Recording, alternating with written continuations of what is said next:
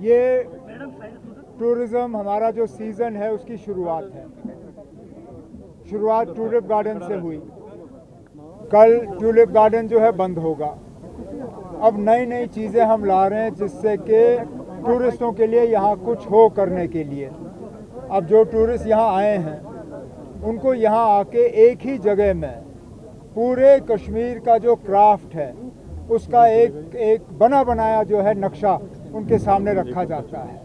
आप chain stitch कहिए, आप कानी कहिए, आप पश्मीना के शॉल कहिए, आप जो कॉपर पे हम काम करते हैं, जो वुड कार्विंग है, पपिया मैशे है, तमाम जितने भी हमारे क्राफ्ट्स हैं वो आपके सामने हैं। कोशिश ये की जा रही है कि एक तो खुद मुझे लगता है हम में से कुछ लोगों को बिल्कुल एहसास नहीं है कि हमारे ये जो क्राफ्ट्समैन हैं इनके हाथ में कितना जादू है।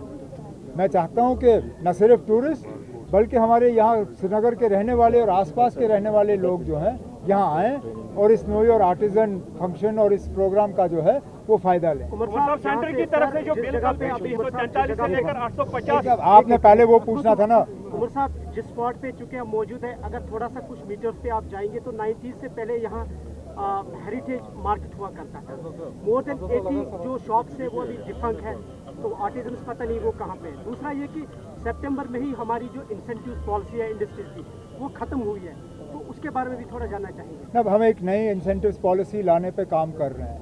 हम चाहते हैं कि सही मायने में जो है वो पॉलिसी काम करे, नहीं तो हम यहाँ ऊपर से तो इंसेंटिव दे देते हैं, नीचे ग्राउंड लेवल पे उसका कोई फ़ायदा नहीं, इन्वेस्टमेंट आता नहीं है, फैक्ट्रियाँ लगती नहीं हैं।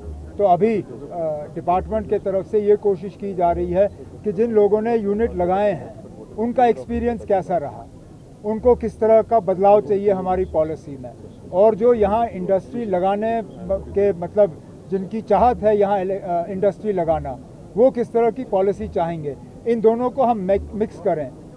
जो लगे हुए हैं उनकी क्या एक्सपीरियंस रही, जो लगाना चाहते हैं वो क्या चाहते हैं, इन दोनों चीज़ों को जोड़ के एक शानदार पॉलिसी जो है इंडस्ट्रीज़ और कॉमर्स डिपार्टमेंट की तरफ से लाया जाएगा, जिससे मुझे उम्मीद है यहाँ इंडस्ट्री को जो है एक बढ़ावा मिलेगा। उमर साहब, सेंटर की तरफ से कल से जो मेंबरान है 543 से लेकर उनको 850 किया जा रहा है, उसमें 33% वुमेन रिजर्वेशन बिल भी है। 815 स्टेट से होगी सीट्स और जो 35 होंगे वो डिफरेंट यूनिट टेरिटरी से होंगे। What's your reaction about? अभी अब आज 3 बजे दिल्ली में खड़गे साहब के घर पे इंडिया ब्लॉक की मीटिंग रखी गई है। मैं यहाँ रंगरेट में आर्मी का प्रोग्राम कंप्लीट करके वहीं जा रहा हूँ उस मीटिंग में हिस्सा लेने के लिए। फ़िलहाल नेशनल कॉन्फ्रेंस ने क्या करना क्या नहीं करना है वो हम उस मीटिंग में बात करेंगे, क्योंकि आखिरकार हम अकेले इसका कुछ नहीं कर सकते। मिल के इंडिया ब्लॉक को जो है फैसला करना होगा कि इस बिल के तहत जो है हमारा क्या रिस्पॉन्स रहेगा, पार्लियामेंट में हमारा क्या रोल रहेगा, चाहे वो लोकसभा में हो और राज्यसभा में हो। आज 3 बजे मीटिंग होगी, उसके बाद जब मैं श्रीनगर या जम्मू आ जाऊंगा मुझसे पूछ लीजिए हम क्या कर रहे हैं। देखना, जो हमारा तजुर्बा रहा है, कहने के लिए तो ये कहते हैं ना डिलिमिटेशन से फ़ायदा होगा, लेकिन उस डिलिमिटेशन के तहत एक पार्टी और उसके कुछ चाहने वालों को फ़ायदा पहुंचाने की कोशिश की गई। यहाँ जो सीटों का बंटवारा हुआ, जिस तरह कॉन्स्टिट्यूंसीज़ बनाई गई, जिस तरह कॉन्स्टिट्यूंसी के नक्शे खींचे गए, जिस तरह कॉन्स्टिट्यूंसीज़ में कुछ वोटरों को हटा के दूसरी जगह लाया गया, मकसद सिर्फ यही था कि किसी न किसी तरह बीजेपी और बीजेपी के जो दोस्त हैं उनको फ़ायदा हो।